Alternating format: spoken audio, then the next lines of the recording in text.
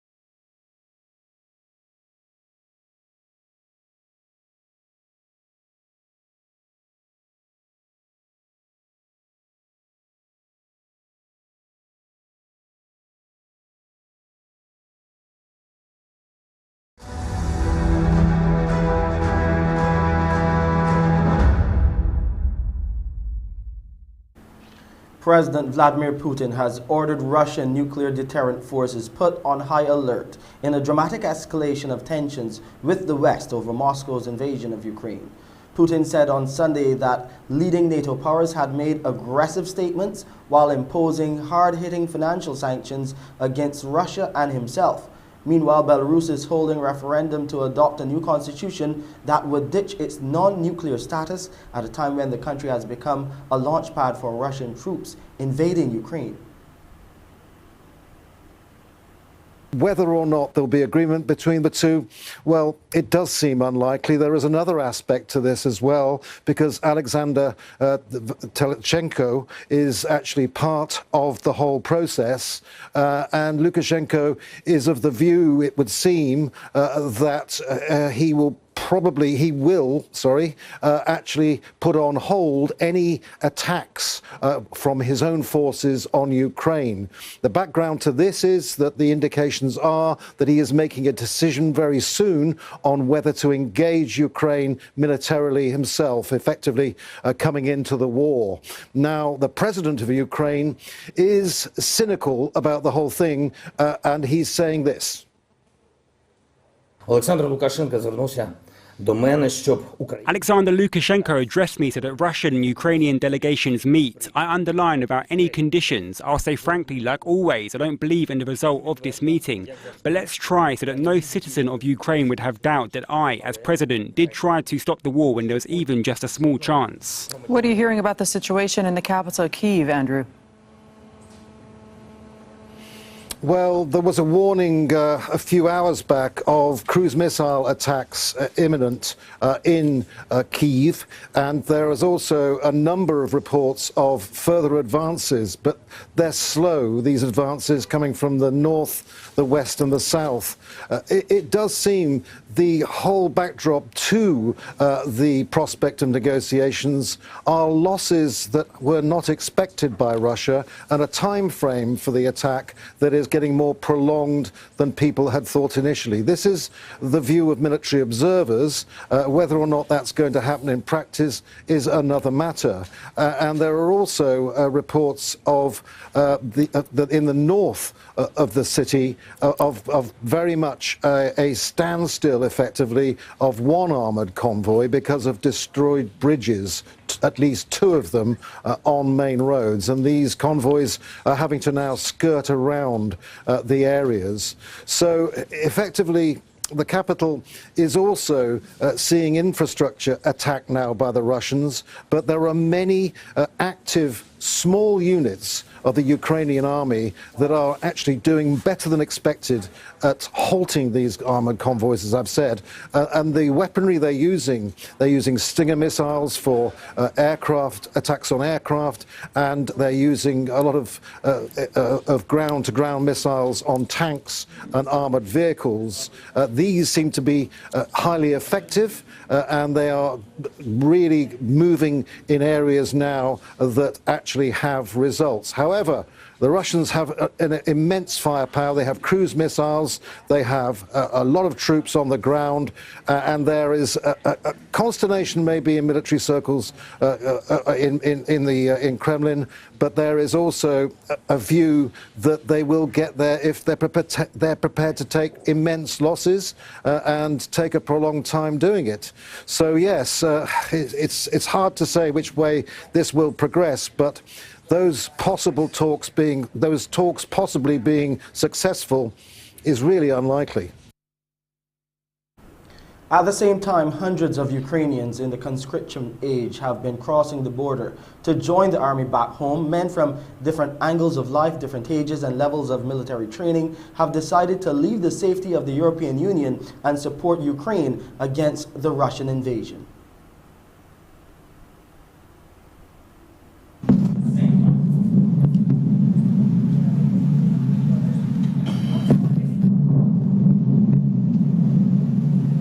This was the scene in Bucha, an area just outside the capital, Kyiv. You can see the aftermath of the fighting, and this is set to be the wreckage of a Russian convoy. U.S. intelligence suggests that Moscow's forces have been frustrated by the strength of Ukraine's resistance. Earlier, there were street battles as Russian troops entered the northeastern city of Kharkiv. Alexei O'Brien reports. Ukraine's biggest city, now the latest front line in the war with Russia. Street battles began after Russian troops moved into Kharkiv on Sunday, some of their hardware destroyed in fierce fighting. People have been told not to leave their homes, but not just because of the military advance. Ukraine says Russian forces blew up this pipeline nearby. People have been warned to keep inside to protect themselves from the toxic smoke. The blast at the pipeline in Kharkiv happened during a wave of Russian attacks on airfields and oil and gas facilities. Analysts say this is a new phase in the invasion. Russia's troops are trying to take over the Kyiv airbase, where an oil depot's on fire after being hit by a Russian missile. The site is 40 kilometers from the capital, Kyiv. You have seen that during the whole day there were attacks from ballistic missiles, including to our airport, which we have contained, and now they are continuing shelling. But all will be good. The night will not be easy, not here, neither in Kyiv, but we will withstand. Air raid sirens have been sounding throughout Kyiv, where there have been loud explosions. People are crowding into shelters and metro stations below ground, and a curfew's in place until Monday morning. Fears of an all-out assault on the capital haven't yet materialised. Some people are answering a call by President Volodymyr Zelensky to take up arms to defend their city and making petrol bombs. While north of Kyiv, crowds gathered to stand in front of Russian tanks, blocking their progress. But some of Moscow's forces are closing in. This is a city on the northwestern outskirts of Kyiv. Russia also maintains it's made advances into and around several cities in the south. Its defense ministry released these pictures of its forces between Kherson and Berdyansk. President Zelensky has accused Russian forces of deliberately choosing tactics to hurt his people in a conflict that's already displaced about 500,000, and that number's rising. But at the Polish border, a few are heading back into Ukraine. I'm going to war, I'm going to war. My brother will stay with my mother and my grandmother, and I will go to war with my father. Ready to fight in a battle that some warn could go on indefinitely. However, as hundreds leave Poland to head back to the hostilities, thousands are running to Poland away from the war, and this is creating a refugee crisis. The uncertainties of war disappear briefly in such moments. Untold journeys of peril. Days spent waiting at the busiest border crossing in western Ukraine. Finally, the joy of reuniting with loved ones. Others look on, waiting for their turn, for their people to turn up next, for their chance at a warm embrace. But at the Medica border crossing in Poland, not all tears being shed are those of joy. We have friends who will keep us here. I got my child and I got my sister with her child too. We left our husbands at home. I cannot talk. For many of the people we met here, the thought of what they have been forced to leave behind is unspeakable. People arriving here from Ukraine are often exhausted and overwhelmed, but there is also a great sense of relief because everyone who's coming here from Ukraine into Poland, they know that once they are here, they will have help, they will have support, and their lives are no longer in danger from Russian soldiers. Those getting through tell of lines so long, they are measured in kilometers, and delays lasting days. System crashes forcing the few Ukrainian border agents to handwrite the names of displaced people trying to leave, who now number in the thousands. And more are coming. People waiting in Poland for friends and family say the bureaucracy slowing things down is leaving vulnerable people, women, children, the elderly, out in the open. I'm upset, I'm scared, and I have a little daughter, and I have friends in Warsaw. I need to go there, and I passed the border and I have no idea how to get there. Their journey is not over, but Margarita and Anastasia count themselves among the lucky few who got out. Olga! Olga! Olga! And even with the relative chaos of makeshift aid stations along the border, Come on! They are better off displaced in Poland than trapped in Ukraine. It's a really tough situation for those Ukrainians caught in the midst of this war between the Ukraine and Russia. Let's go to Pearson now. Pearson, what do you have for us on the Monday edition of Morning Barbados? Good morning, Shane. By the way, I know you do a lot of working out and so forth, and you drink lots of water, right? I try to. It's a hard task. It is. Why do you drink the water you drink? To keep hydrated, but really to keep the body flushed, to keep the fluids flowing. Of course, it's like a car. If you don't add some kind of lubricant, you become seized up. So I just try to keep hydrated. That's all right. That hydration is fine, but there's much more to this. Have you seen this before? This particular brand of water? Oxygen water. I've been hearing a lot about it. There you go. We'll talk a lot more about that this morning as well. It is a brand new, Cure is the brand. It's on the market. It is brilliant. Tried it myself. But when you hear of the benefits, the things that it can do for you, I'm sure it will enthuse you to yourself rush to your nearest supermarket to get yourself a bottle. Today also, we'll be continuing our conversations on CARICOM just ahead of the upcoming Heads of Government meeting, and Ambassador Commission will share with us what's on the agenda. You will also be meeting a young woman who had a near-death experience, and through that experience, she's written a book which she hopes and we believe will cause inspiration to you to live your best life. That and a whole lot more straight ahead at 6:30 when you join me for Morning Barbados. It's back to you, Shane. Thank you so much, Pearson. Up next, we go up north to see how the Transport Authority is trying to solve some traffic issues they related to public service vehicles. So we'll have that story and others coming up in our news package.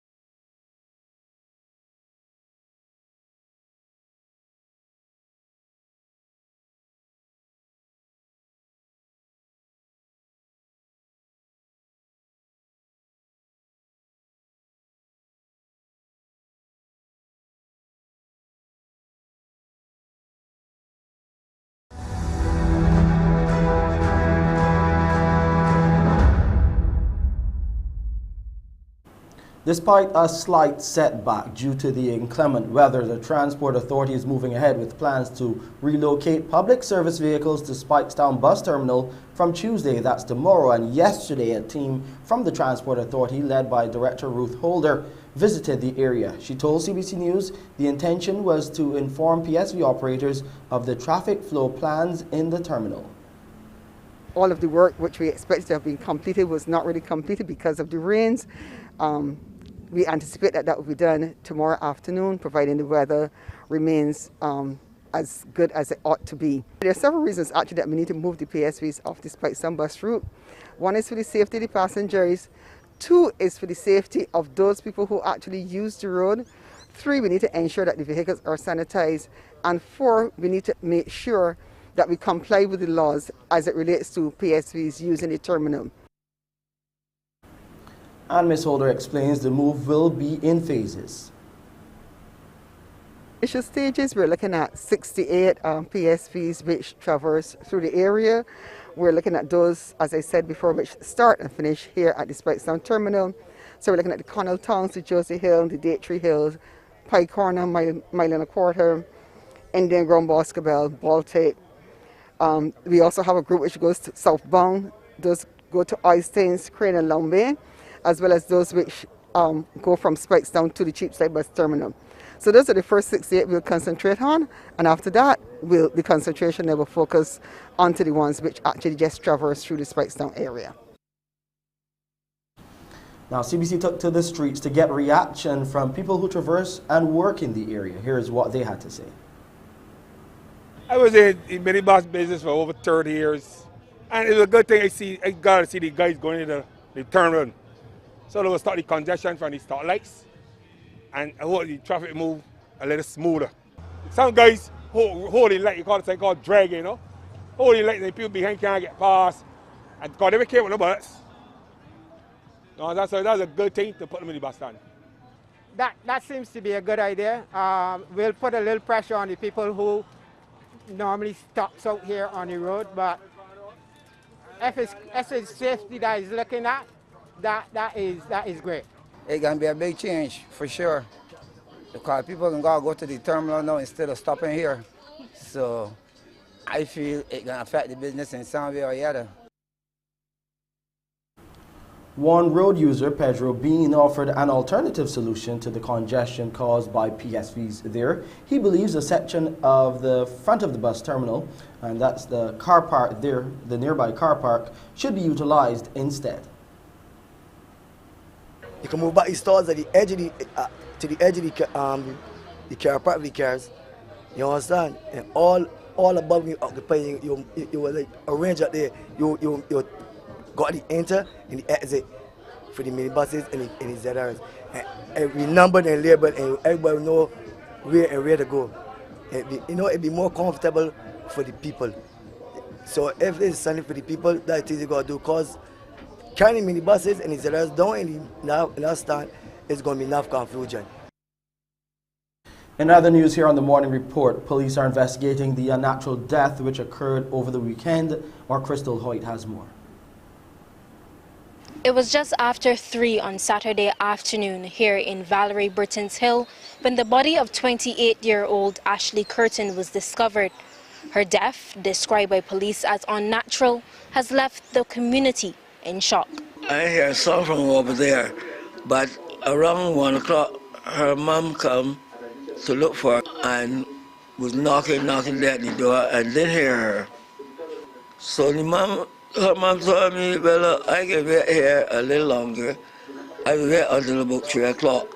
So I said, let me see if I can help you all by call the lady there on the second floor, looking over here, said she could see any movement inside of the house. Said she ain't answering. So when he called her, she told him to go around. So when he go around now, he find the front door. When he put it over looking, she and there dead. String around the neck, hook it to the bathroom door, and she just there like she slid up out of the chair. But when he said he called the ambulance, he called the police, and they was there from about 3:30 till about after 7 o'clock last night. Did you know her well? Oh, he said she came here, but we get on well. She was a friendly woman, a sensible, a very intelligent young woman too. She was only about the age of 28. She was only 28. And the twins, she got a twin, 2 little girls, 2 nice little girls. They're about 4 years old. Investigations into the matter are ongoing. Crystal Hoyt, CBC News. On the COVID-19 front, Barbados has recorded 2 more COVID-19 related deaths. A 68-year-old vaccinated female and an 87-year-old unvaccinated male passed away on Saturday, February 26. The number of deaths as a result of the viral illness now stand at 315. Meanwhile, a total of 129 new COVID-19 cases were identified by the Best dos Santos Public Health Laboratory from 1,029 tests conducted. In isolation facilities, there were 73 individuals, and in home isolation, 2,411. Under the National Vaccination Program for COVID-19, the total number of people who are now fully vaccinated stands at 149,343. A new community garden project is being rolled out to ensure Barbadians have adequate food in the event that the Russian-Ukraine crisis impacts food imports. The Minister of Agriculture, Food and Nutritional Security in Darweer made the revelation during a church service yesterday. Sharika Griffith reports. As officials continue to monitor developments with the Russian invasion of Ukraine, the Ministry of Agriculture is working on an initiative to transform idle land for agricultural purposes. That's according to Minister of Agriculture, Food and Nutritional Security in Darweer. What is unfolding with Russia and Ukraine, we are very much on the precipice. We don't know what will happen. And therefore, I have started to make sure we can have access to food, every last one of us, because that is the most important thing. And I have started a project of community gardening, where through the BADMC and the BAMC, we will come around and give assistance to prepare land that you may have. If there's land at the back of this church, Pastor Conley, let me know. We're going to put some community gardens all across Barbados. Minister Weir was speaking as he and members of the Barbados Labour Party's St. Philip's South Branch office attended a church service to say thanks to constituents for re-electing him as Member of Parliament at the January 19th poll. During the service at the Faith New Testament Church of God in Curtin, St. Philip, Minister Weir encouraged all citizens who can to get involved in the community gardening project. We're going to give you the assistance, the cultivation assistance, the seedlings, the drips, the PPE, and of course the technical assistance through the ministry. So that right across Barbados, I want Barbadians going back to kitchen gardens or backyard gardens and community gardens. We shall never find ourselves without what we can grow to feed ourselves. Despite the impact of the drought in 2021, the agriculture sector reported significant growth in the production of yam, bonavis, squash, bananas, plantain, and zucchini. Sharika Griffith, CBC News. Let's go to Jamaica now, where 35 residents of St. Elizabeth are now officially the owners of the properties they've been occupying for years. Prime Minister Andrew Holness issued the title certificates as part of the government's efforts to assist persons in obtaining ownership of properties they've lived on for over 12 years, open and undisturbed. Holness told the residents not to shy away from coming forward to request titles for those lands they've been occupying. Meanwhile, Minister without portfolio responsible for land, Robert Montague, who was also present at the event, reminded the new landowners that their responsibility doesn't stop when they receive the title. Because of the importance of your land title, you must also do something else. You must pay your property taxes. Let me repeat, you must pay your property taxes.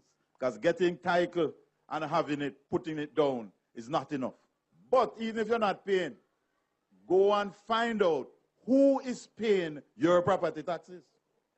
Because there are a lot of persons paying property taxes for people. So bear that in mind. He also encouraged the residents to make proper arrangements to protect their lands should anything happen to them. Before you close your eyes and St. Peter tick you off in the book of life, write a will. And will the land to somebody. Because if you don't, the problems we are having now to sort out some of the land issues would have been so much easier if there was a will. Sports now. Barbados Olympian Jonathan Jones set a new collegiate record in the U.S. at this weekend's Big 12 Indoor Track and Field Championships in Iowa to help his university win the meet for a second year running. Running for Texas State University in the men's 600 yards event, the Bajan clocked the fastest time of the meet, coming home in 1 minute 6.68 seconds. Livingston in 6, Jones in 7. This time we get a through start. It's interesting because Isaiah Livingston of Oklahoma and Nathaniel Ezekiel of Baylor are both actually 400-meter hurdle specialists. So that seems to be the other type of athlete that gets pulled onto the 600-yard race. Perfect blend of, speed and strength. I do see a lot of that. Also David Seek, TCU. Right now he is leading the field. A step or two on Jones. Livingston behind him, and Ezekiel in 4th right now, the freshman from Baylor. Livingston was 6th place at the Olympic trials in the 400-meter hurdles last summer. But Jones is running away with this thing. Very experienced, calm. Wasted not much time in making the move. Now he's getting a bit of pressure from Ezekiel, but Jones with a decent gap as he heads to the finish line. We'll see what this time is. It's 106.70. Jonathan Jones, a collegiate record. 106.68. Jonathan, a new collegiate record. What's going through your mind right now? Happy. Excited. Normally I don't get happy for races. I'm always trying to do better. But that's the best it's ever done. So now I'm kind of happy. How can you take this race and propel you even further? Well, I And right now, number 2 in the 800. I'm still, I think, in the top 16 in the 400. So I'm just taking it as a blessing. Talk to my coach and we'll see what happens.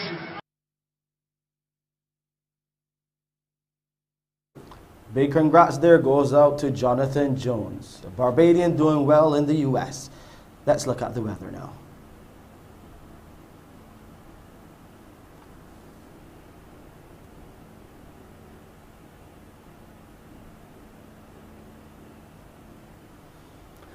Some overnight showers. The showers continue really right throughout the weekend, but it's helping to keep things cool right now. The temperature is feeling like 25 degrees Celsius. The actual temperature, 25.1 degrees Celsius. It's cloudy on the outside still. There's still a lot of precipitation in the atmosphere too, as the relative humidity stands at 87%. The barometric pressure is 1012.6 millibars, and those winds are coming out of the east at 24 kilometers per hour. You'll see a low tide this morning at 7:50. There will be a high tide at 2 in the afternoon. There will be another low tide at 9:07 tonight. Those seas are moderate in open water. Swells are peaking at the 2.5 meter mark and expected to increase. Today it will be mostly cloudy yet again here in Barbados with breaks of sunshine. We'll get the occasional brief scattered light to moderate shower as well. And tonight it will be mostly cloudy with clear breaks and the occasional brief scattered light to moderate shower. And here's a quick look at the international weather forecast. And that's it for your Monday edition of the CBC Morning Report. I'm Shane Seeley.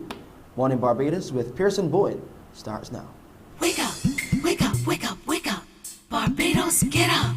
Good morning. Good morning, Barbados. Good morning. Good morning to you. Good morning. Morning, morning, morning.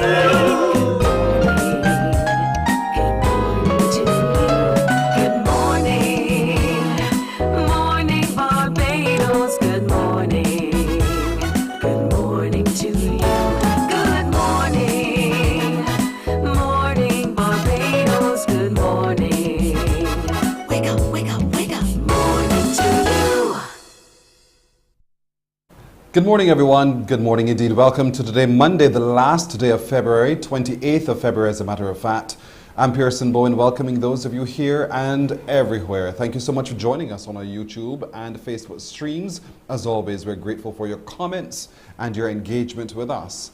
Now, today being Monday, we're starting week 2 of the return to school, so we're encouraging all of you who have your little ones heading out to school in their uniforms looking ever so bright and smart and beautiful indeed, to send us those photographs. Take a photograph and you will send it by WhatsApp on 228-5562. That's the number right there on your screen, 228-5562, or you can send it by email to morningbarbados@cbc.bb. And all day and all week, we shall be sharing with you those images as well as we celebrate the return to classrooms of our children and our teachers as well. So let's welcome them back with a big bright smile, everybody. So right away, get cracking. Send us the pictures of your students in their uniforms for the first time, maybe, and we'll share them on our show. So look out for that. I'm looking forward to it indeed. This morning as well, we'll meet a man who's written a book that looks at premarital counseling, and he talks about fostering a long-term happy marital relationship. What's in the book? And who is it for? How can you benefit from the pages of that book as well? Also today, we will be connecting with the Pinelands Creative Workshop because they are empowering women. And so they've got an initiative called Personal and Economic Empowerment for Women. It's an initiative. We'll hear more about that and how you, ladies, can benefit from it. Of course, we'll have our usual good decision of the day and pictures galore. Let's get started though by heading into the discussion on CARICOM. As always on a Monday, that's where we start our conversations on CARICOM with Barbados Ambassador to CARICOM, His Excellency David Comishong. Ambassador Comishong, good morning. Good morning, Pearson. It's a pleasure to be with you again. Thank you, sir. Now, I know that you are in transit as we get ready for the next meeting of the heads of government in Belize. And so there's a lot to be discussed because there's a lot happening in the world that impacts us in the region as well. That's a broad view. What's the agenda, though? Well, I'm speaking to you from a hotel room in Miami, And in a couple hours' time, I'll be leaving Miami for Belize, where later in the day I'll be joined by Prime Minister Motley and Minister Walcott, our Minister of Foreign Affairs. And we'll be heading off to Ambergris Key. It's a little island just off the coast of Belize. The main town on the island is San Pedro. And there on Tuesday and Wednesday, we will be attending the 33rd Intersessional Heads of Government meeting of CARICOM. And then on the Thursday, CARICOM will have an engagement with the Central American Integration System, SICA. So it's going to be a very busy week. I should also say that after the SICA, Prime Minister Motley will be heading to Ghana in West Africa to participate in Ghana's independence celebration. That's the 6th of March, before heading back to Barbados. So a very packed week. But yes, this CARICOM Heads of Government meeting is actually the first face-to-face Heads of Government meeting since we met in Barbados way back in February of 2020. So, you know, we have been meeting virtually since Barbados 2020, but this is the first face-to-face. And on the agenda, as you would imagine, we begin with COVID-19 and its impact on the region. And we're going to be hearing from CARPA, the Caribbean Public Health Agency, and we'll be looking at the health, social, and economic impact of COVID on the region. We're going to be looking at Haiti. We're going to be analyzing what is happening in Haiti and what of a positive nature can CARICOM do to bring some resolution to the situation in Haiti. We're going to be then focusing on the CSME. Because, you know, we know the importance of the CSME, the Prime Ministerial Subcommittee that Prime Minister Motley leads.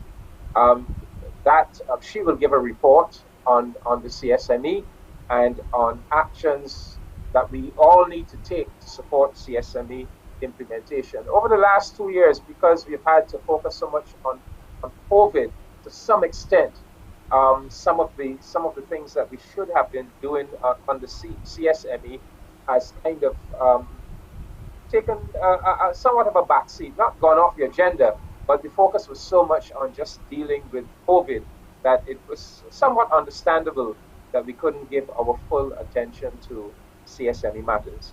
We'll also be looking at the CARICOM Agricultural Food Project.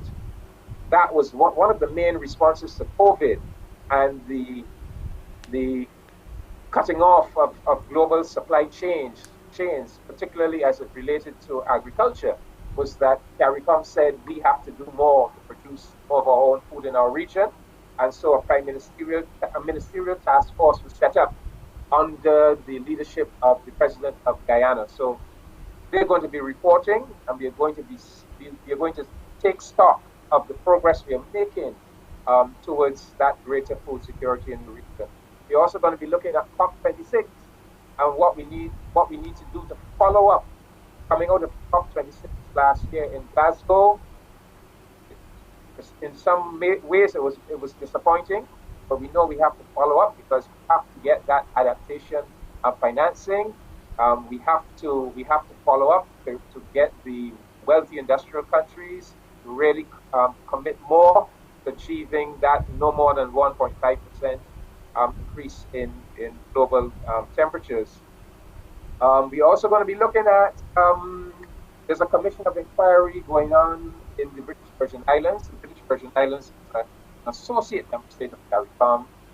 They are very concerned about what the British government is doing, this commission of inquiry, and they believe the British government may be attempting to roll back some of the self-government measures that they have in the British Virgin Islands, and they want to bring that to the attention of us in CARICOM.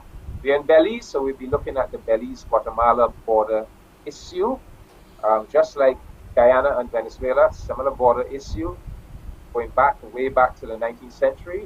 Unlike Guyana and, Belize and Guatemala have both agreed to take it to the National Court of Justice, whereas in the Guyana case, Venezuela has not agreed. And the elimination, steps that we are making towards the elimination of roaming rates in the Caribbean. We've had the good news that roaming rates will be substantially coming down, but we are not satisfied with that. We want to eventually eliminate roaming rates in the Caribbean altogether. So that matter is going to be on the agenda. And finally, Pearson, something that Barbados is very keen about, a protocol to amend the revised Treaty of Chagaramas to provide for what we call enhanced cooperation. That is, provide a system where if we are finding it difficult to get unanimity in implementing some initiatives, some project that the heads of government have agreed upon, that we don't have to be delayed by 1 or 2 member states holding back. But if at least 5 member states agree to form themselves into a coalition of the willing to go forward and do it, that they will have power and authority to do so. So that will be on the agenda for a positive decision at this conference, and that we will achieve that positive decision, so that yes, the community is not held hostage to the delay of a couple member states going forward from here. Those are the main items on the agenda. You know how we in the CARICOM do, we love to check and check and check. So roaming rates, have the agreement signed, check. We see the work happening in Guyana in terms of providing a space where a food basket is being set up, check. We're seeing what's happening as it relates to transportation as well, ease in the whole movement of people across the region, check. So there are many things that we can put a pass mark to. But there's a question that came into us that asks, what has been going on with CARICOM in Haiti? What are the success stories there? I know that you would have done a report with the task force that would help to lend some ideas how we can help. So how much of that is going to come up in this meeting? Well, yes. So Haiti is on the agenda. Our CARICOM heads will speak about Haiti. And I am expecting that the acting minister of Haiti, acting Ariel Henry, will be at the meeting. It's not also a meeting. That's problematical. Also, at the engagement that our heads are going to be having with the Central American Integration System, we are going to have as a guest at that engagement the Secretary General of the United Nations, Antonio Guterres, and we're going to be discussing Haiti with him as well. So Haiti is going to feature very prominently over the next 3 days. We, CARICOM, we desperately need to get the Haiti situation sorted out, because a stable Haiti could be such a boon to the entire region. Haiti is a market of 11 million people. If we could only get Haiti politically stable, where the rest of the community then could really engage with Haiti economically, for example, we could really begin to do things with Haiti to help develop Haiti's economy. We can help Haiti with education and social progress and so forth. There's much that could come out of that kind of engagement. But the problem is that you can do little or nothing when there's so much political instability, there are armed gangs, there's such insecurity, people are being kidnapped, there's no, the government is being contested, and that we have to solve. And right now, we have this interim prime minister with his interim administration very much under challenge. We then have civil society in Haiti. They have said that they no longer recognize the legitimacy of interim administration, and they have come forward with a process, and they have purported to elect officials to take over the government of the country, to take it to a new election. And that's what we're faced with. How do we make sense of all of that and somehow come to some singular way forward that we can all mobilize around and get it done. So CARICOM has a role to play, the United Nations has a role to play, our African Union brothers and sisters, to some extent, they are willing to partner with CARICOM to find a way forward. So Pearson, I cannot tell you I have the solution, yes. At my fingertips. It is a difficult issue, but it's an issue that, I really hope that I would just love for Haiti just to be another member state of CARICOM, just there for us to engage with and to work with our 11 million brothers and sisters in a positive way. Nothing would please me more than if we could somehow achieve that. I know. I sometimes wonder if 2 days are really sufficient to get all of the work done, but I know the capacity of the minds which will sit around the table to be able to move things forward bit by bit for the betterment of the CARICOM region. Ambassador, we have to... Prime Minister Motley point that CARICOM, we can't no longer be just doing these 2 heads of governments summits a year, that in fact we need to be using the communication. Yeah, we may do the 2 physical summits, but then we need to be using the communication technology to be meeting virtually on a monthly or bi-monthly basis. So you're quite right, and Prime Minister Motley is pushing that idea very, very hard, and it is being taken up that you're going to meet a lot more frequently. Fantastic. That's good. You see? Check. Another one to check off. Ambassador Kamishon, as always, thank you so much. Best of luck with this journey. I know when afterwards you're heading off to Ghana. Safe trips as you do. And I can't wait to hear the report the next time we do have a meeting on conversations on CARICOM. Thank you, Ambassador Kamishon. Thank you, Pearson, and good morning to the whole of Barbados from Miami and then from Belize. Indeed, back to you indeed. Thank you so much, Ambassador Kamishon, David Kamishon, Barbados Ambassador to CARICOM, updating us on the upcoming intersessional meetings of the heads of government in Belize, which starts this Tuesday, tomorrow, and on Wednesday. And then on Thursday, the Prime Minister heads to Ghana as part of the Ghana's celebration of their independence and a whole lot more. So there's a lot still to keep track of in CARICOM. We will take a break right here. When we come back, I'm going to tell you about this amazing, amazing water. Stay with us. Morning, morning, morning. Good morning. Good morning to you.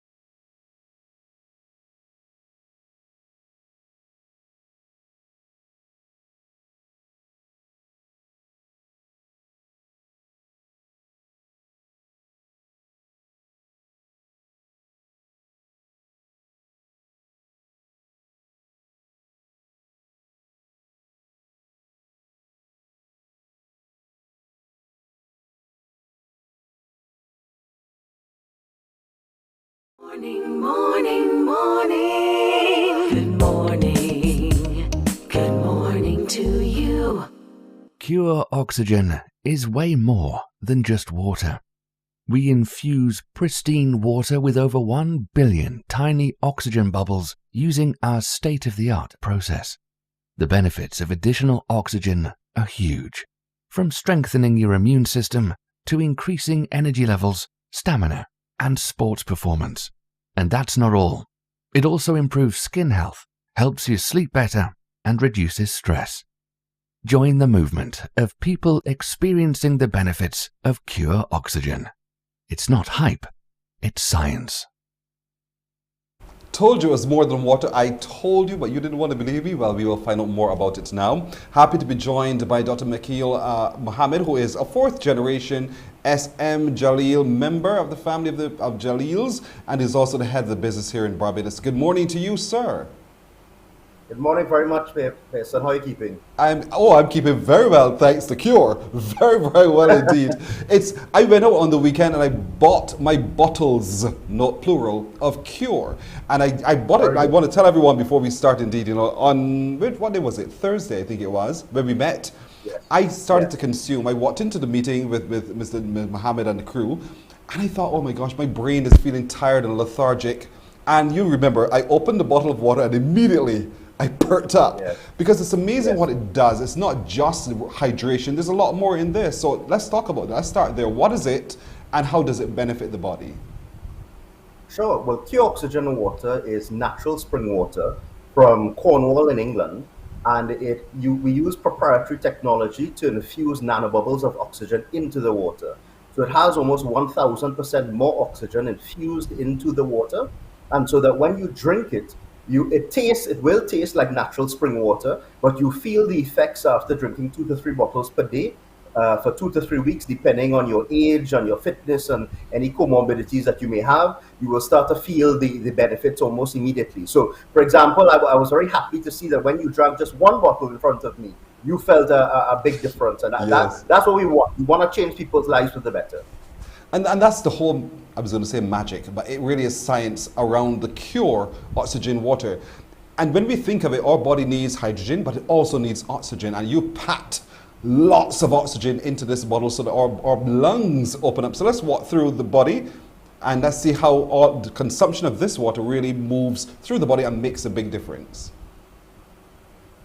Yeah, well, basically what happens is that people think of getting oxygen to feed their body's usage through their lungs. What this does is the concept of you can not only breathe oxygen, but you can drink oxygen. So the nanobubbles are 7 times smaller than your red blood cells, and they get absorbed through your gut, just like food and vitamins and nutrition gets absorbed into your body.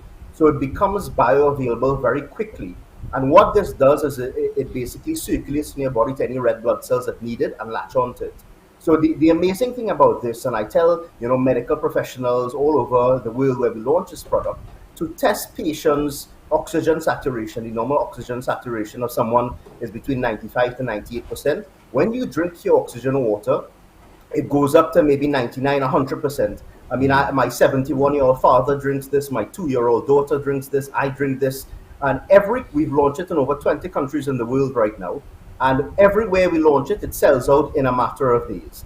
Because when people get to understand the benefits of it, what you're doing is you're replacing your normal consumption. So it's not a new consumption habit. You're replacing your existing consumption of water with this product. When you do that, so whether it be, you're an elderly person drinking water, and certainly those over 50 years old, when they drink 2 to 3 bottles of this a day, you will feel the results even in 1 day. After 1 day, you'll feel more energetic, you'll have greater cognitive ability, you'll just feel differences. Everyone knows their body, and when you drink it, you will be able to pick up the differences very quickly. But what I was saying is that there are what are known as pulse oximeters, where you can actually physically see the difference in your oxygen saturation. And that is very impactful for people who may not necessarily feel any major difference or say this tastes just like natural spring water, what is the difference, what's so big about it, etc. But when after 2 to 3 bottles a day you feel the differences, then you're sold on it. So whether it be in the morning, your first thing in the morning when you drink it, I mean, I'll give you an example. Look at my oxygen saturation, 99%. Well, that's not normal. And your oxygen, as I said, is between 95 to 98%, depending on how healthy you are. But you can't naturally get up to 99%, 100%. But I just showed you, and I do this all day long with doctors that I speak to, pharmacists that I speak to, nurses that I speak to. So this is for everyone. This is for kids in school who want to be able to focus better on their studies, to retain more information. This is for athletes, for those that want better performance, more oxygenation in their blood cells, and therefore, greater performance. This is for people who have trouble sleeping. This relaxes you. You can sleep. It gives you an energy boost. This is people who suffer from asthma, people who suffer from psoriasis, eczema. Drinking 2 to 3 bottles. We have a lot of clinical studies to back. After 2 months, the psoriasis and eczema is drastically improved. We on Trustpilot, or if you go on cureoxygen.com, bb.com, which is the website here in Barbados. You can read a lot of information about it so that you can start to feel the benefit yourself. I mean, really, everybody in Barbados should be drinking this, and everybody drinks water to live in any event. So this is something that is not meant to be additional. This is something that's meant to replace your existing water consumption. So if you drink brand X, you're now going to be drinking Cure, and after 2 to 3 bottles a day. So I'm a medical doctor, so I'm giving the prescription. The prescription is 2 to 3 bottles per day for 2 to 3 weeks. And I want everybody in Barbados to try this. If it is you don't see or feel any benefits after you've taken the 2 to 3 bottles per day for 2 to 3 weeks, then my number is 233-4261. WhatsApp me and let me know what you've felt, any differences. I would love to know your feedback via WhatsApp. And if it is you have any challenges or you're not seeing any benefits, you WhatsApp me on 233-4261, and I will make sure and compensate you accordingly. That's how confident I am that everybody who drinks this is going to feel benefits in some form or fashion. I love your challenge. So, folks, let's take up his challenge indeed. Drink it 2 to 3 bottles a day over the next 2 to 3 weeks, and at the end of it, if you do not see the difference that has been promised, then you send him a WhatsApp on 233-4261, 233-4261, and tell him what you think compensation is at the end of the game. And more importantly, give me your feedback. I would love to know how you feel. You know, so I am so confident that you will feel the differences. I encourage you, please let us know your feedback. And we have, you know, Trustpilot, for example, is a global website where people could give their reviews and feedback. And we have a 96% rating on Trustpilot from people who have consumed the product in over 20 countries that we've launched it. I must tell you, as I told you in the meeting, you know, when I opened this and I started to drink, immediately the concentration level went up, the energy level went up, and there are a whole host of benefits. I like the fact that it's great for those who have eczema, which is a common skin condition here on the island, and dry skin and the like. It really lifts the whole body, and the better the body is from the inside out, because of the blood, then it is easier for us to feel healthier and better. And this is what Cure, K-U-R-E, look for it on your shelves. It is already in stores on the island, because on the weekend I went and I got. But of course, you can also go to SMJ Beverages and buy it in bulk for those of you who are into retailing as well. And you can have it on your shelf. This is the bottle. The packaging, love it. Love it. The whole thing about the bottle is that it's also recyclable. So you don't have to just throw it away and it becomes a part of the garbage around. It's actually recyclable. It's really good, smooth water, and it's healthy water because now it's oxygenated. It's returning oxygen to the good levels in our body. Made in England, and you guys have been doing this now for a while, haven't you? Yes. Well, actually, I'll be honest with you. It took scientists in the United Kingdom 7 years to come up with this patented process. So it's not easy. It's not something that is currently available in the Caribbean, because this is not something you can just manufacture. You have to look at it as research and development, and this is sort of a breakthrough. And this is why we are now bringing it to the Caribbean. It is available for sale in Trinidad and sells out within a week once the containers land in Trinidad. We're now launching it in Barbados. As of this weekend, we've launched it in Barbados. And really, what you're going to find is the following. Everywhere you go, to every hotel, to every cafe, restaurant, etc., what people are going to start doing is offering you, do you want still water? Do you want sparkling water? Or do you want pure oxygenated water? And I can tell you that everybody who's up to date and drinks this water, everybody's going to have their bottle of Cure.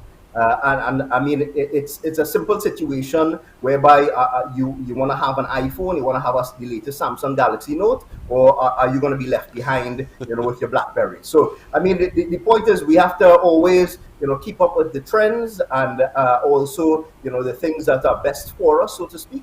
And pure oxygenated water, I'm telling you, and I can guarantee all of my brothers and sisters here in Barbados that this product, you're going to feel a difference. Depending on your age and your comorbidities and your level of activity, it will take different times for you to feel the differences, but everybody is going to notice a difference. 2 to 3 bottles a day, 2 to 3 weeks. You can buy it, as person is scrolling through, on our shop, smjbarbados.com. It is also available at all of the major retail outlets in Barbados. Macy's, the Populars, the Savings Plus. It will soon be in all the iMarts and other pharmacies, and really throughout the country. My team is working on listing it in all the hotels and the real estate agencies and homes, etc., etc. So it'll be everywhere. Not only does it look fantastic, but you have 100% surety. As I'm saying, 233-4261. If this does not benefit you in some way, WhatsApp me and let me know. And I challenge you that I will call you in, we will have a discussion, I will measure your before and after oxygen saturation in front of you, as I have done in many countries to many people all over the world. And trust me, there is going to be differences. We can't have a 96% Trustpilot rating if this is just hype. So this is a concept of water is no longer just hydration, but you're oxygenating your body. So you're drinking oxygen. So it's a new concept. And in the supermarkets, it will be a new category because there is nothing like this. So most people, they're not aware that you can drink oxygen. You're accustomed to understanding you can only breathe oxygen, and that's fine. So this is, the concept is that this is entirely new. It's a new category. It's a new way of thinking about how you get oxygen into your body. But there's nothing more fundamental to your body than water and oxygen.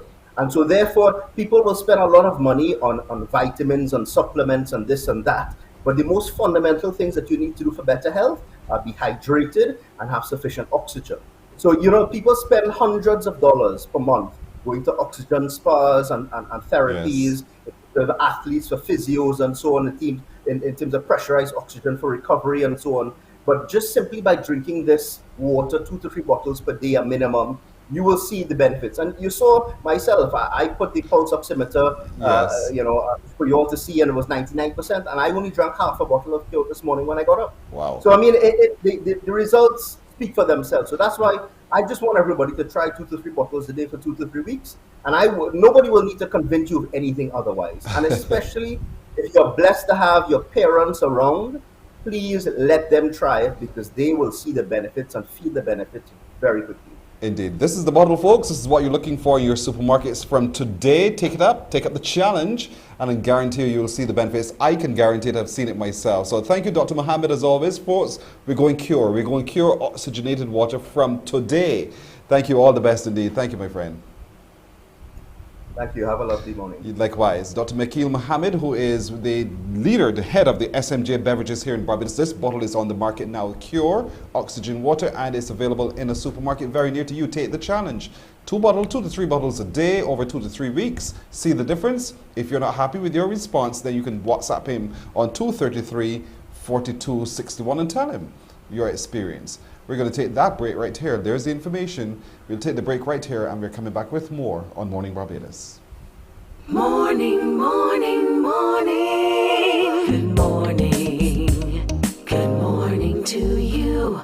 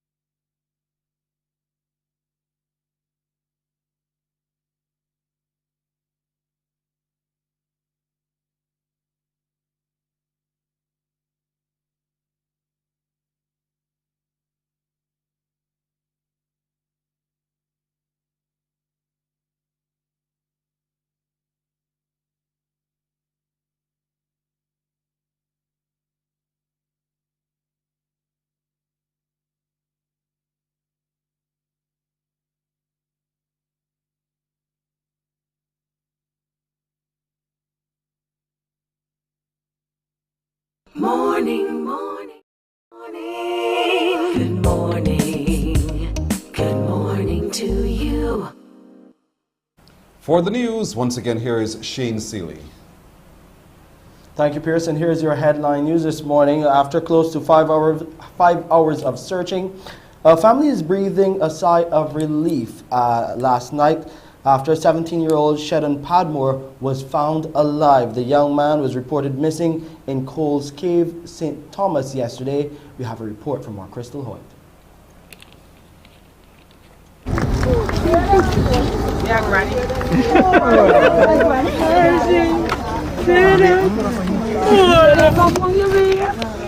A family breathing a sigh of relief after 17-year-old Sheldon Padmore was found alive. The young man was reported missing in Coles Cave in St. Thomas by friends. Personnel from the Barbados Police Service and the Barbados Fire Service responded and commenced a rescue operation, but were hindered by high water levels and had to enlist the assistance of the Barbados Defence Force. And after close to 5 hours of searching, Padmore was found. I just want to say thank you for everybody coming out to help me get out of the cave safely. It was a rough journey, but together we made it out. I want to apologize to my family for everything they went through. I know it's hard for them. I would like to thank everyone, the police, the task force, everybody that went and bring my grandson out of that cave. Oh, Lord, have mercy. I feel so great to have my grandson back in my arms again. I thank everyone that is alive and well. Police Public Relations Officer Acting Inspector Rodney Innes gave an update at the scene. This evening, sometime after 4 o'clock, our operations control received an alert from a caller who indicated that he was one of a number of individuals who had entered along this path, Coles Cave. We are at the entrance of Clifton Hall in St. Thomas, and they had a number of 8 persons who had entered the cave, 8 young persons, and after some point in time, only 7 persons exited. The concern grew for the one individual. They called him by name, and a search was made. Alert was made. We eventually got fire service to attend, the police force naturally, concerned family members and friends and other people gathered, as you can see here. And the mood was very pensive. Persons were quite anxious. And sometime around 11:30 minutes to 12 tonight, we received the good news that the young man was found and he was in good spirits. The young man did not require medical attention. Crystal Hoyt, CBC News. Big changes are on the cards for the local telecoms market. We're learning that mobile users in Barbados may soon be able to have number portability, as it is an area which telecommunications companies operating here are presently working on. Speaking on the People's Business last night, which dealt with regional telecommunications and the reduction in roaming charges, Vice President of Cable and Wireless Communications for Barbados and the Windward Islands, Curly Prescott, said the wheels are already in motion. In the case of Barbados, the number portability is actually in progress. So the operators, our colleagues at Digital and us are working together. We're collaborating together with the good folks at the Telecom office under the Ministry of Information, Telecoms, and so on, to bring number portability, both fixed and mobile number portability, into Barbados. It's planned to happen this year. Things are progressing well, so we hope definitely by the end of this year that ability to port between the various providers will be available to our customers. Meanwhile, David Geary, the Digital Policy Ambassador with Digicel, said the time is approaching when customers can switch seamlessly. The process is ongoing in Barbados, and we should have it soon. It works very well in the Actel countries, Jamaica, Trinidad, and other places. It operates already in the Caribbean, so it will be the consumers in Barbados this year that the regulator is running the process, and it involves setting up some systems and so on, but it's pretty well going to work like we have it in other parts of the Caribbean. So yes, your caller will be able to switch providers. From tomorrow, the Transport Authority will move ahead with plans to relocate public service vehicles, PSVs, to the Speightstown bus terminal. News is that yesterday a team from the Transport Authority led by the Director Ruth Holder visited the area. She told CBC News at the time the intention was to inform PSV operators of the traffic flow plans in the terminal. All of the work which we expected to have been completed was not really completed because of the rains. We anticipate that will be done tomorrow afternoon, providing the weather remains as good as it ought to be. There are several reasons actually that we need to move the PSVs off the Speightstown bus route. One is for the safety of the passengers. Two is for the safety of those people who actually use the road. Three, we need to ensure that the vehicles are sanitized. And four, we need to make sure that we comply with the laws as it relates to PSVs using the terminal.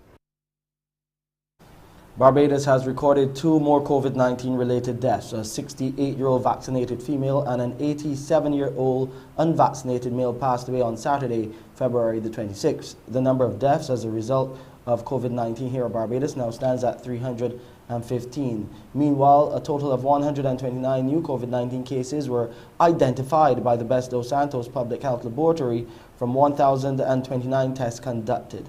In isolation facilities, there were 73 individuals, and in home isolation, 2,411. And a sporting news update, Barbados Olympian Jonathan Jones set a new collegiate record in the U.S.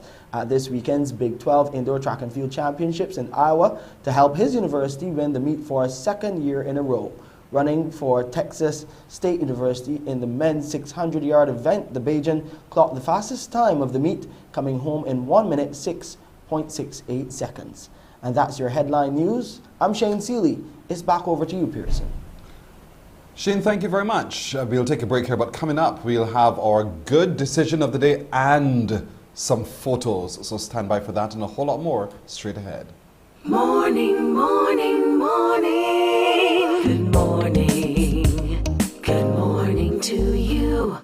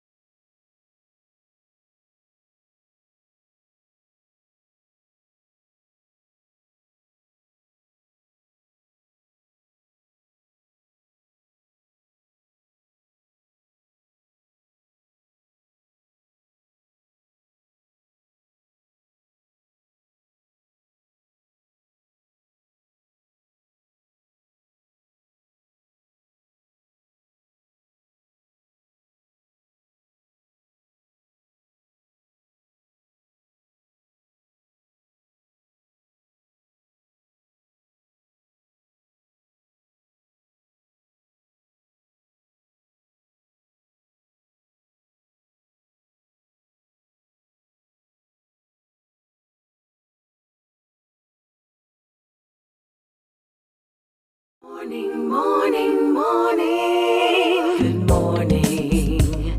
Good morning to you. Time now for today's good decision of the day. Here's hoping that we make you smile. That's right. That's what we're going to be looking at now. How to be happy. Number one is to smile. You tend to smile when you're happy, but it's actually a two-way street. We smile because we're happy, and smiling causes the brain to release dopamine, which makes us happier. That doesn't mean you have to go around with a fake smile plastered on your face all the time, but the next time you find yourself feeling low, crack a smile and see what happens. Or try starting each morning by smiling at yourself in the mirror, and you'll feel the happiness being released into your brain, and it makes you so much better indeed. Of course you'll have your water too, right? Your pure oxygenated water that releases the blood system. There you go. So smile today. It'll make a world of a difference to how you feel and how you see what is going on around you, and your happiness increases. Speaking of happiness, I am so happy now to share with you some photos that have been coming in. Let's remind you, take the photograph of your little one in their school uniform, and you can send it by WhatsApp to us now on 228-5562, or you may send it by email to morninbarbados@cbc.bb. We are so happy to share with you the beauty of our nation's children as they head back to school. So let's get going. Let's get going. There he is. There's my boy, Christopher. This is my godson, ladies and gentlemen. Smart as a tack. This is what we call ride or die. He goes to the Gordon Walters Primary School. And so he's heading out to school. And Christopher is truly a very intelligent young man, getting quite tall too. But that's my boy. That's my boy. I call him my little buddy boy. That's Christopher Birch as he gets ready to head back to school. Who else do we have this morning to share with everyone today? There's Jelani. Jelani is going to St. Stephen's Primary School, STEPH. So good morning to Jelani. I hope you have a good day today at school. Jelani, you're wearing your mask. Well done. Michaela goes to St. Albans Primary School. Michaela, good morning to you as well. Look at you smiling. Have a good day today, Michaela, heading out to St. Albans Primary School. Then there's Naya. Naya goes to the Dial Nursery School. Didn't hear about this one before, but Naya going to Dial Nursery School. Naya, good morning. Have a beautiful today as you enjoy school. Hands in akimbo, Rachel. Rachel is heading to Parkinson Memorial. Good morning, Rachel. Look at you, your skirt and the bodice. You've moved up to the big girls part of school. Congratulations to you, Rachel. Have a beautiful today as you head out to school. Indeed, want to see some more? Stay with us. So we'll share with you some more photos of our nation's children heading out to school. Back with more right after this. Morning, morning, morning. Good morning. Good morning to you.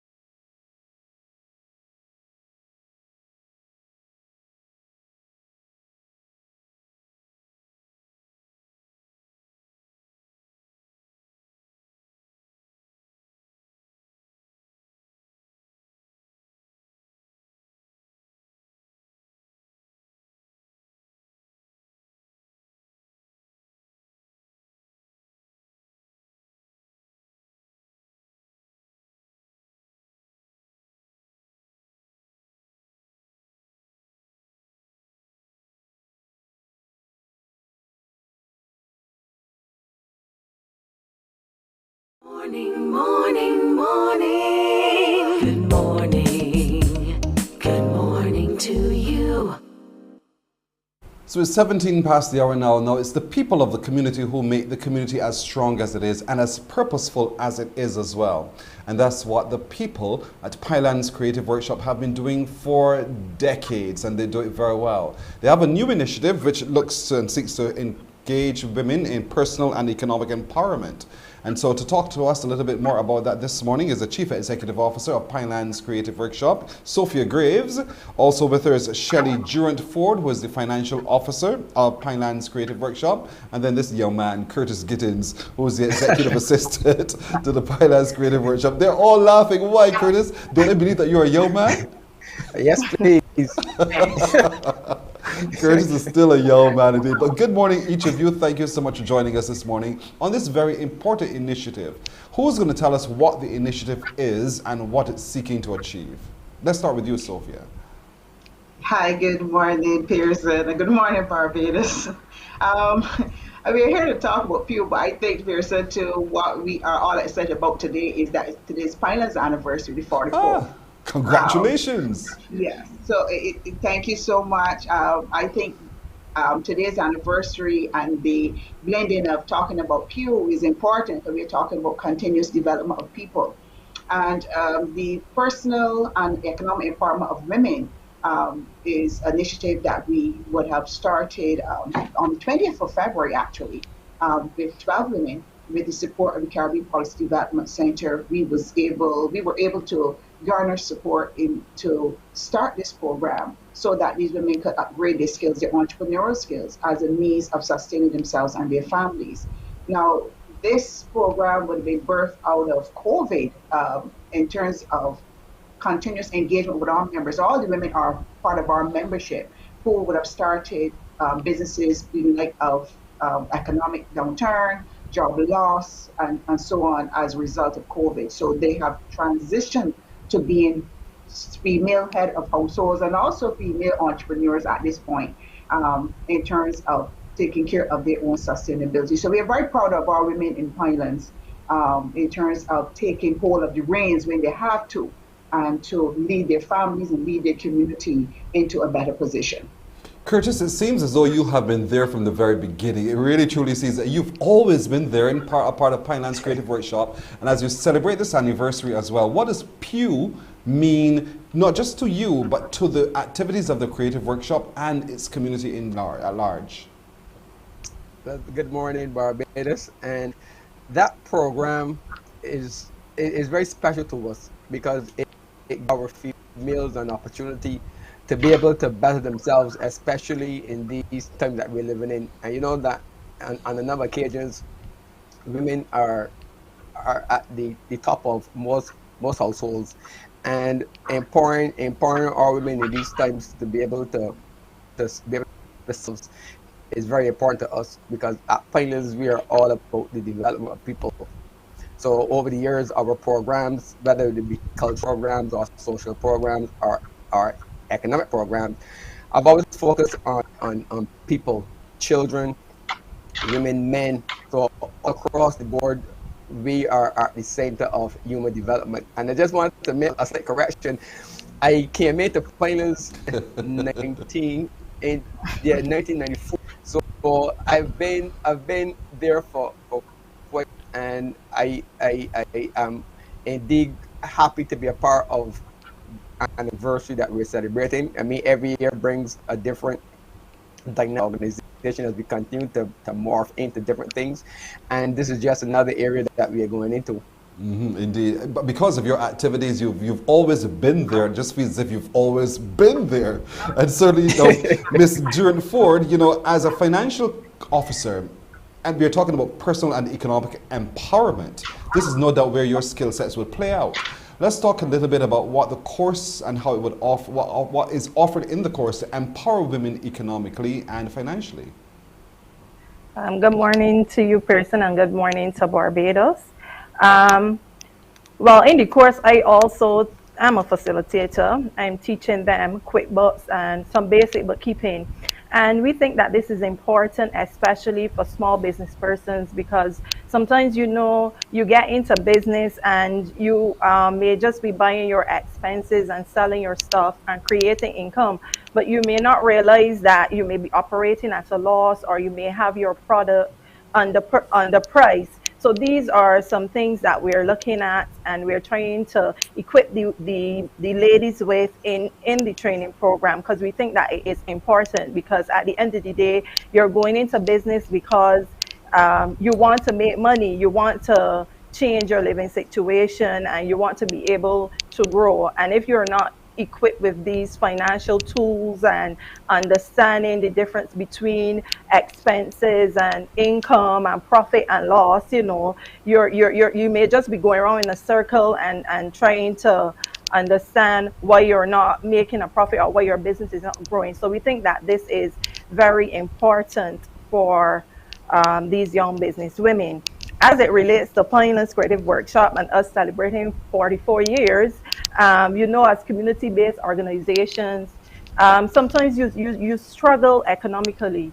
And with the Pinelands Creative Workshop, we have find ways to find economic activity. We have our bicycle program, where we use the fundings from that project also to develop some of the other programs within the organization, or cultural programs or educational programs.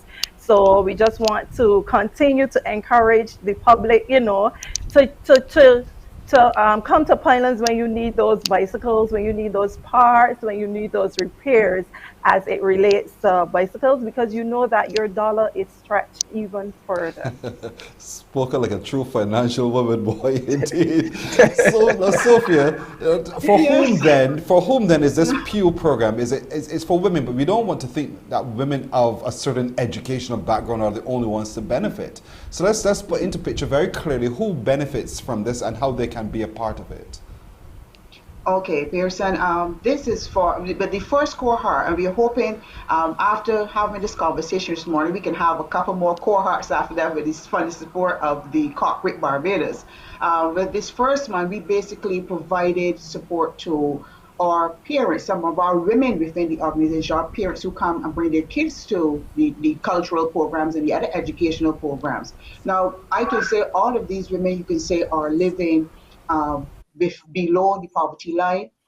They have families of 3 to 4 children and other relatives within the household, very, very harsh responsibilities for these women.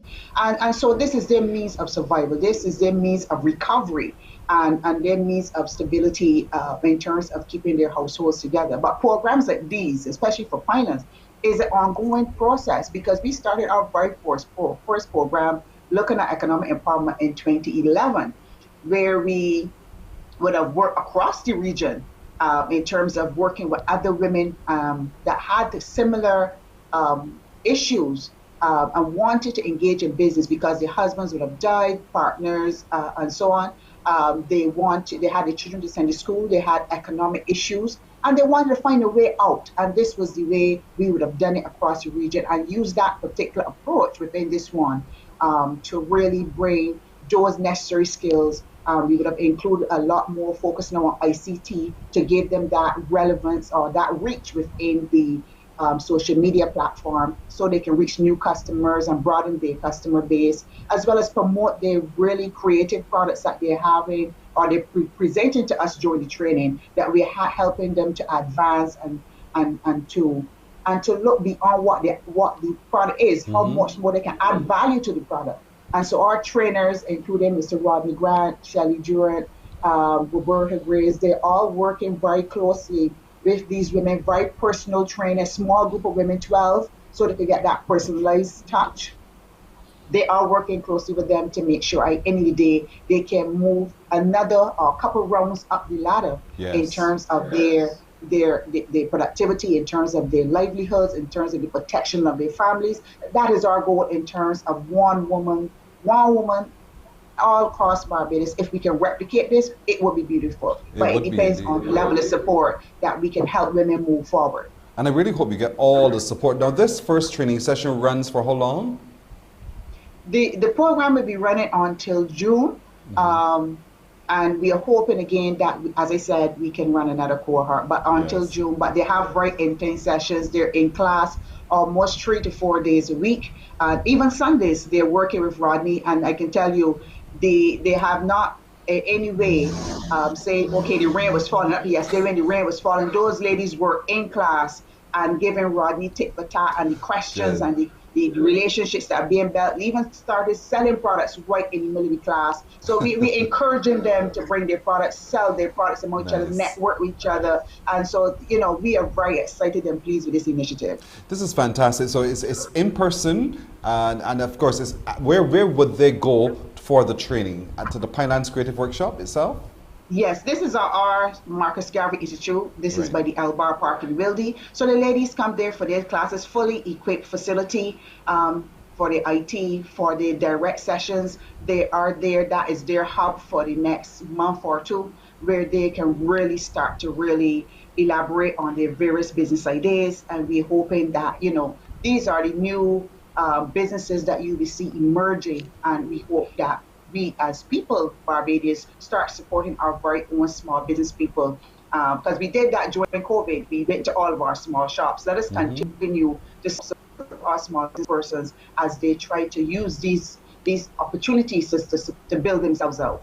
What I like, Curtis, is that at the facility, the Marcus Garvey Center there, that there are people who are watching, women who are thinking, I would want to be a part of it, but I don't have the tools. I don't have a laptop. I don't have a this or that.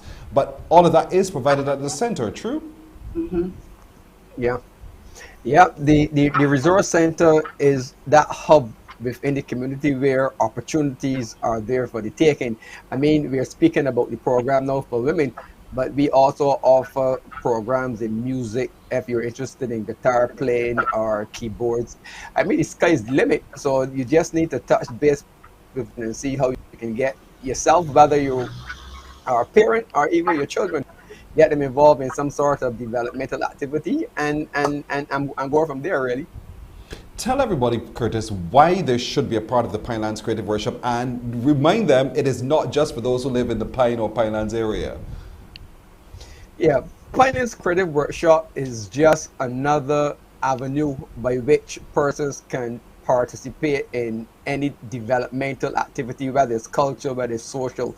I mean, that's why we exist. And I would suggest or recommend that if you live in St. Lucie, if you live in St. Joseph, wherever you are, if you have that desire, give us a call and we can make it work for you. That's one of the positive initiatives about being an active community-based organization. We're here for the development of people, and once the Lord give us the strength and the direction, then you're gonna get first class treatment. You know, the space is comfortable, and you have tutors and facilitators that are top notch. So yeah, we were just sharing. We're just sharing on our screen what are some of the programs that people can engage with, you know, and you just go to the website pinelandscreativeworkshop.org, pinelandscreativeworkshop.org, pinelandscreativeworkshop.org, spell it out, and you can see for yourself all the programs that are available, or you can call 429-5359. 429-5359. We've just posted all your details on the bottom of your screen, folks. Because when you do and engage with these, we're developing the individual, but we're also developing our community. And that's what the Pinelands Creative Workshop seeks to do, not just among themselves, but I know last time we met, Sophie, we were talking about helping other communities across the island develop their own homegrown programs as well, and to help the people where they live, because the stronger the fabric of our community, the better the island indeed. Now, for you, Shelley, let's talk a little bit about, you know, working from where you work as a financial person and the benefits that would be redound to everyone to become financially literate. What can you say to us about that? Well, first, let me say in the Pinelands Creative Workshop, nobody ever carries one title. So I may carry Your the CEO title. Is listening here? Yes. And we always say at Pinelands Creative Workshop, the work in workshop is literally work. And I guess people that watching would know that I am also a performer. I am a dramatist. I am a choreographer. I am Auntie Shelley. Everybody knows Auntie Shelley. You heard me just now saying that I teach QuickBooks, and I am the financial officer of the organization. And this is something that Pinelands do for individuals. We develop people. Sometimes they find skills in you that you yourself never knew you had. I'm very grateful for the organization. I joined the organization at the tender age of 11, and I was thrown into a lot of activities, and I can say my success is really because that, you know, I was a part of the organization. Being a financial officer for a non-governmental organization is hard, because person, you know that we would not have the funding you know, that some other businesses or some organizations will have. I know my CEO always say to me, Shelley, keep doing the magic that you're doing to get this organization stay afloat. She doesn't know I get it do, but I try. I can say that the experience that I have gained from working for this organization, I can go anywhere and stand out. I would like to take this opportunity to encourage the Barbadian public to get involved. join organizations like ourselves. The opportunities are vast. We have our 11 plus programs. We talk about the Pew programs. We have our CSET programs. And, we try to develop our members and make them that all-rounded person, not culturally, but someone that can go out there, make your achievements. We try to equip our young people. And those are things that the Pointless Creative Workshop is there to do. So we're getting ready to roll out our culture program now that we have gotten the okay to start. As you mentioned, our number is 429-5359. Pick up the phone, call us today, and see what we, the Pioneers Creative Workshop, can do for you, Barbados. Oh, you did that so well, so very well. Sophie, you have a mouthpiece right there in Shelly indeed. This is fantastic. So for any woman watching today who wants to be a part of the next cohort of Pew, or for any person who's there prepared to support the initiative of the Pinelands Creative Workshop so that it becomes a possibility for the next cohort, how can they do? The same telephone numbers, the same website is the only means of contact? Can reach me directly, or Shelley or Curtis. We are one unit, so please feel free to contact any one of us. We are happy to speak with you or anyone who's calling, who wish to give us support for the next cohort, or wish to join any of our programs that we plan to offer, and continue to follow us on the Facebook and Instagram. We keep you updated on those platforms. And continue to look at our website, because the information is there too as well. We welcome everyone to find us. We work very closely with the schools, and we are soon going to be running our career life management program, which we do annually. So we look forward to working with all Barbadians in their development. Indeed. You know what? Towards the end of the program, we'd like to hear some feedback from some of those who've been a part of this cohort. So we reinforce the learning, and we reinforce the need for people to continue to support the work of the Pinelands Creative Workshop. That's the assignment for you guys to complete for us. But I want to thank you, and in saying congratulations on your anniversary, thank you, Sophia Graves, the Chief Executive Officer. You too, Shelley Duranford, the Chief Financial Officer, and Curtis Gittins, who is the Executive Assistant. And I wish you only the very best, not just with the Pew, but with all of the other programs that you're running out to build our community through the efforts, the long efforts of the Pinelands Creative Workshop. Congratulations again, all the best. Thank you so much, Pearson. You're very welcome indeed. Thumbs up indeed to the Pinelands Creative Workshop. Remember to go to the website pinelandscreativeworkshop.org, spell it out, pinelandscreativeworkshop.org, or you can give them a call today on 429-5359, 429-5359, and pledge your support. They're looking for the financial support so they can do even more programming, but most of all, join the programs that already exist. You can see it on the website, and you can see the ones that best suit you and hook up right away. All right, time for us to share, before we go to a break, some more photographs that have been coming in. A big thank you to all of you. You've really stepped up to the plate, and I'm really grateful. Our team is so very happy for what you've done. So send your photographs to us by WhatsApp to 228-5562, or you can send them by email to morninbarbados@cbc.bb, and we shall share like we're going to share now. And let's see who we have to say hi and good morning to. We're saying good morning to Deshaun. Deshaun is going to St. Jude's Primary School. Deshaun is smartly kitted out, and he's heading off to school. Deshaun, make today a beautiful day. Remember to listen to your teachers and be obedient. Keep your distance, and most of all, enjoy school. Timothy is a big boy. He's going to the Derek Smith School. Timothy, good morning to you. There he is with his mask. Timothy is well kitted out for school too. Timothy, have a great day today. Continue to be as creative as you are. Shyla goes to the Aline School. Shyla, you look a little fussy little young girl. I'm telling you, Shyla. Have a good one, Shyla, as you head off to Aline School. The Aline School, make today an outstanding day. Nia goes to Charles F. Broom Primary School. Nia, look at that smile. Look at her, looking so cute in her outfit as she prepares to head out today to Charles F. Broom Primary School. So keep sending the photographs. We'll keep sharing them with you as well. We'll take a break here, and when we come back, much more today on Morning Barbados. Morning, morning, morning. Good morning. Good morning to you.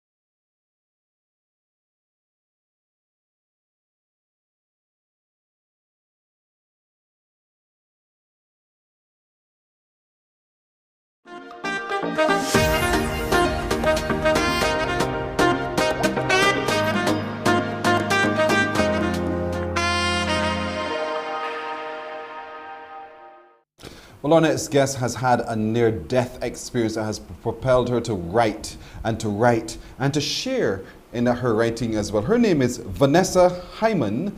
Vanessa Hyman is the author of the book The Waiting. Good morning to you, Vanessa. Hi, good morning, Pearson. How are you doing today, Vanessa? I'm doing well. Yourself? I'm doing well too. Thank you for asking. Now, Vanessa, I want to start first by, if you don't mind, sharing this near-death experience that you had and what has come out of it. Okay, it happened on a missionary trip, sadly, when some members of my church and we attended a missionary trip in Grenada in 2015.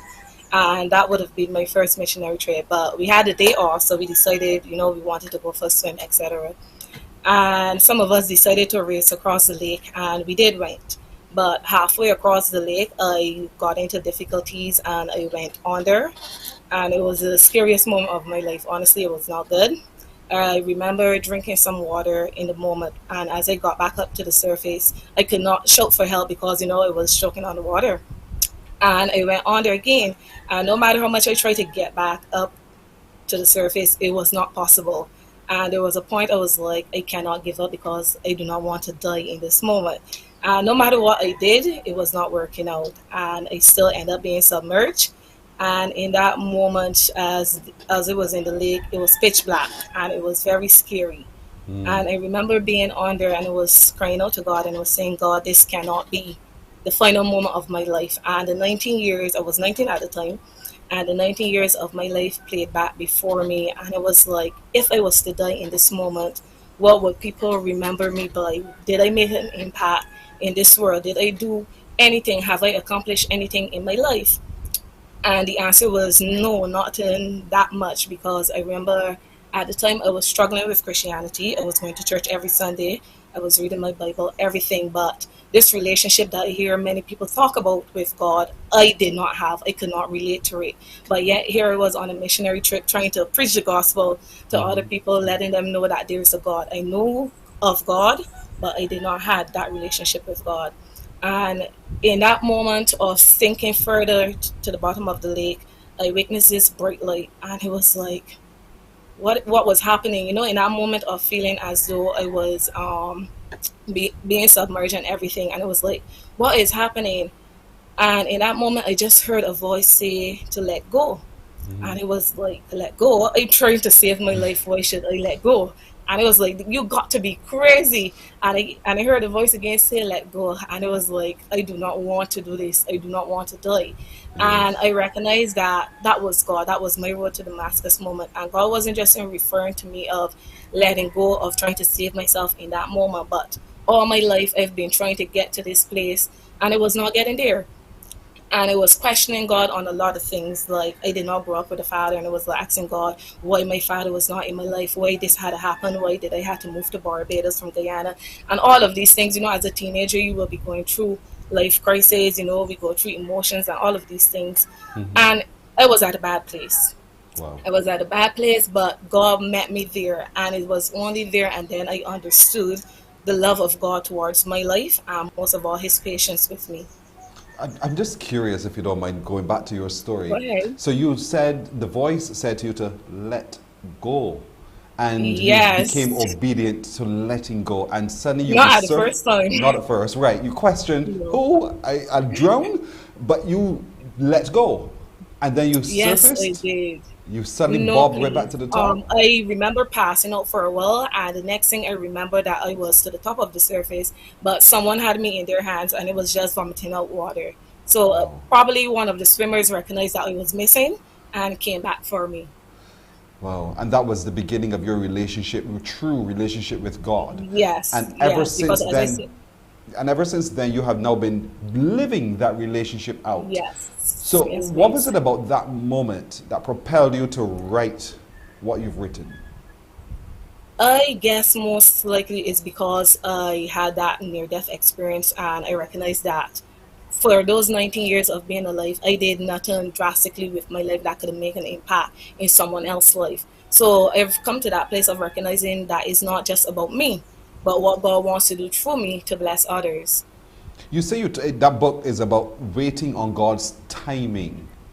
Yes. Waiting on God's timing. Yes. You're asking me again to you're right to let go, to release, and wait on God's timing when I could be doing something, and then He catches my timing. So yes. why was that so? Tell me about how profound that truly is, waiting on God's timing. Honestly, waiting in the hole is very hard because as human beings, we like to, get to the next point fast. We hate the process of getting something done. And that was my life. I just wanted to get to the next level of whatever life has in store for me, but I was not getting there. And God was telling me that, you know what, you need to learn through and start rushing just to get there. And even after that near-death experience, as God worked in my life, because there was many damage, I was broken, I was not even whole in Him. He brought me into that place of wholeness, and it's true. Coming to that place of wholeness, He showed me the different stages that He had to take me through in order for me to get to being whole. Because there are times when we just want to achieve something, but if we're not willing to wait it out to get to that place as well, we can find ourselves rushing it and getting it before it's time and still ruin it. And become unhappy with what we get as a consequence. You've had a real Damascus experience. And when you stop to think of it for just a moment, how your life almost parallels with that of Paul. Paul was passionate about what he was doing, and it was not for God. You were passionate about what you were doing. You thought it was for God, but God says, hold on. Yeah. Not everyone who says, Lord, Lord, I hear. And so you had that moment for you to know, to truly hear His voice and hear His calling. And so you've written the book called The Waiting. Yes, it was released on January the 14th this year. Now for me, January the 14th is a birthday of a very good friend of mine. And it's 4 days before my birthday. So 4 days before you released The Waiting. Now, one of our social media people, Patricia Ben, is saying, Vanessa, girl, I'm telling you, you had your Samuel moment. Keeping on. God will help you take it further. Indeed, Samuel was the one who, remember the story of Samuel and Eli? Yes, right? Please, yes. You do? Yes. Tell me about the story of Samuel and Eli. Well, the Samuel was with Eli is that Samuel grew up in the temple. Mm-hmm. He was given back by his mom, Hannah, who, prayed and asked God for a child. And within those moments of growing up in the temple, many occasions he was spent with Eli the priest. But on one occasion, he was lying down and he heard his voice calling him. And he was not sure, and he ran to Eli. So it happened 3 times. Yes. And it came to Eli's attention that, it was God who was calling this young lad and not me. And he told him, the next time you heard the voice, say, yes, Lord, it is me. And he did follow the instruction. And it shows how important it is to follow instruction as well. Because when he did, then God, ministered to him and allowed him to know, I want you as a priest over Israel as well, and I'm going to raise you up and set you in place to do a work for my temple, for my kingdom. But God gave a message for Eli. Yes. And it was not the kind of message that Eli wanted to hear. No. But Eli in himself was obedient to God as a consequence, and it happened. And so here we are today. We have our Savior Jesus Christ. Now, yes, please.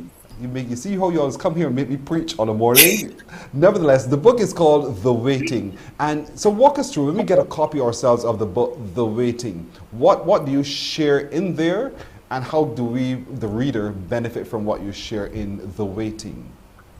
Okay, is some of a little of everything that has happened in my life within the last 25 years. Mm-hmm. I spoke about my grandfather's death, and that is what propelled my mom to bring us to Barbados in 2005. So after that, it was a transition, and it was very hard going to school here and everything. That was a whole different story, being bullied, etc. And overcoming that, and also overcoming my struggle of depression, of being bullied, and facing all of these things alone, because I never shared with anyone most of what transpired. And I just kept it to myself, between me and God. And many nights I will be talking to God about these things, even though I did not have a relationship with God. I knew of God. So I will always be asking these questions and spend time by myself. And God took me through 10 chapters. The book consists of 10 chapters. God took me through each chapter of what He wanted me to understand pertaining to my life and how He can use it for the kingdom benefit. So I spoke about the process, the importance of waiting, what we ought to do while waiting, how we can become whole while waiting, even maturing in waiting, seeking God first, and what we are waiting on as well, and the importance. And the importance is very, very important. Sorry for the pun, but it's very important how we wait on God. Because there are many times we may say we're going to wait, but then our attitude while we wait depends on how we're going to get out of that process as well. Yes, we become impatient. We always, no problem, but hurry up, hurry up, And again, it comes back to on God's timing, not mine. Yes. And so we need to release self. Yes, release please. self, put self out. Deny self in order to serve Him adequately, indeed. So the waiting is now available. And where is it available? It's available on Amazon. You can follow my IG page, Guardian Angel _7 or Guardian Angel Ministries _. And you will also find my book. You can ask me any questions. You can hear some of my short sermons as well that I also download on the page as God gifted me, words of encouragement as well on the pages. Or you can call me at 824-8922. 824-8922. 824-8922. 824-8922. Her name is Vanessa Hyman. You never saw yourself being an author, did you? No, far from it. So far. So here it was. This experience in 2015 has really turned your life around. What have you been doing, apart from just writing the book itself? What else have you been doing as part of being a guardian angel now? I have been so busy. I am a fitness coach as well. The skills that at Springer Memorial, I now pass on to my young athletes. That has been very enlightening. I have learned so much over the last 7 years of my life. See God transition me from small places into big places, even going out there and still minister to other people and allow people to know that there's hope with God. Because in that moment you don't understand what you're going through or who God is, it does not mean that He does not exist. Most of us just need that road to Damascus moment to understand who God is. And sadly, it happens when we're near death. Yeah, I'm glad you said that, because a lot of times people think to get to know God requires you to be older. No. But as Patricia Ben would have said, she uses the message of Samuel, who was a little boy, and then you, who was just a little girl, and God spoke to both of you now, and here it is, you're ministering for Christ. Let's talk a little bit about being young and how we can use our youth and our energy to really be passionate in our relationship with Christ. What do you think we should do? What we should do, I believe, for us, firstly, I'm going to speak to the church. The churches need to get to that place of inviting the youth with open arms and stop looking down on them, recognizing that we were once out there like them, and most of them comes from broken home, and they're searching but don't know how to get that answer from God. Like for me, I was searching. Yes, I grew up in the church, but I was still searching. Even though I was in the church, I didn't understand that relationship with God. So our youth out there right now, they're struggling to understand that, God exists. So our duties as the church members, we have to let them know that God love is still there and it can reach them no matter where they're at, where they come from, or the situation they're in. And for in the homes, that people in the homes need to pass on these teachings, because what I'm finding is that there's a breakdown between the older generation and the younger generation. And if that bridge keep widening all the time, we're going to find that, there's no young members within the church. Because at the end of the day, if you're not teaching them the laws of God and the rules and regulation of Christ, what He expects of us as His children, and that His love still exists, there's going to always be a breakdown. So I believe we need to bridge the gap between the older generation and the younger generation. Children, don't waste your youth. There's a lot of energy you have that is useful. The story of Samuel, the story of Paul, the story of so many other biblical characters are so important for you to get to know, so that you can see how by waiting and having that relationship with God is so critical to your natural development. And I say natural because oftentimes we think it's a chore. You have to learn to go to church. You have to learn to this. It's just you were created in Christ's image. So as in His image, you were created to be naturally servants of God, tellers of his good news, but we have become unnatural through sin. And so your book, The Waiting, helps us to be able to get back to our natural state. And so it's available on Amazon. It's available too by calling Vanessa on 824-8922, 824-8922.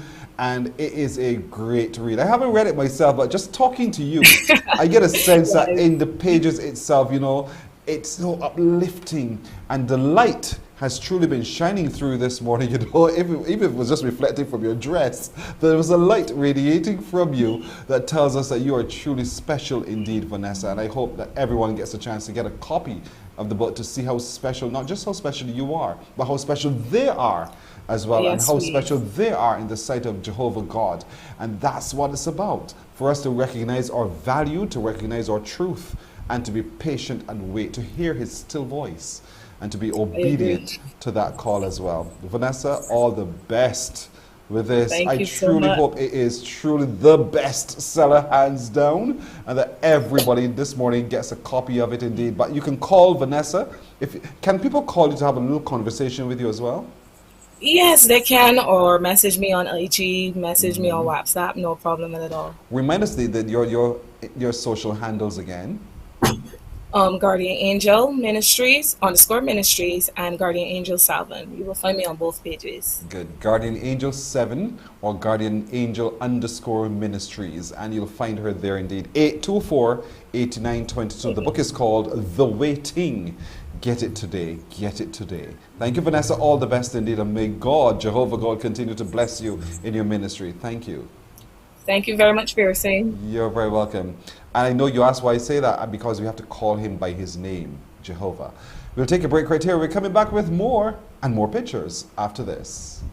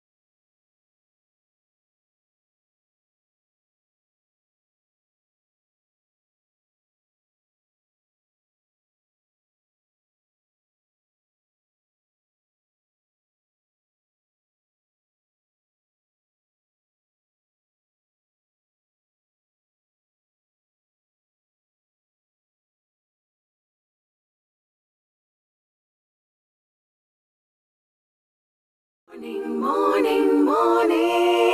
Good morning. Good morning to you. Time is really flying up.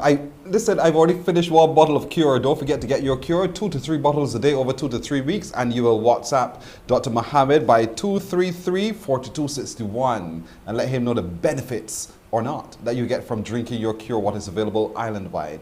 Now, let's get to some pictures before we go. Look at them, Blair and Micah. They're heading to St. Winifred's and St. Michael's schools respectively. Family, we can see it. Indeed, you look so smart, both of you, well dressed. Your parents must be so immensely proud of you. Kimoni is heading to St. George's Primary School. Good morning, Kimoni. Young man, have yourself a great day today as you head off to school looking so smart. Denzel, what an old name, but Denzel is a star. Denzel goes to Christchurch Foundation School. Denzel, have a good morning indeed, Denzel. Enjoy your today at the Christchurch Foundation School. Look at him, Denzel. What a really good old solid name. That's it for today. I want to thank you so much for joining us indeed. I just want to let you know, Wendy Burke will be with you for the month of March as I take a little bit of a break, and I'll be back, God willing, in April. So have yourself a great day, but thanks to my producer, Nadia Foster. Roel Ford has been our technical director. At Sound, Christopher Blenman, and Master Control, you know who, Tamisha Green. I'm Pearson Boyne, wishing you the very best today. All the best. See you soon. Wake up, wake up, wake up, wake up. Barbados, get up. Good morning.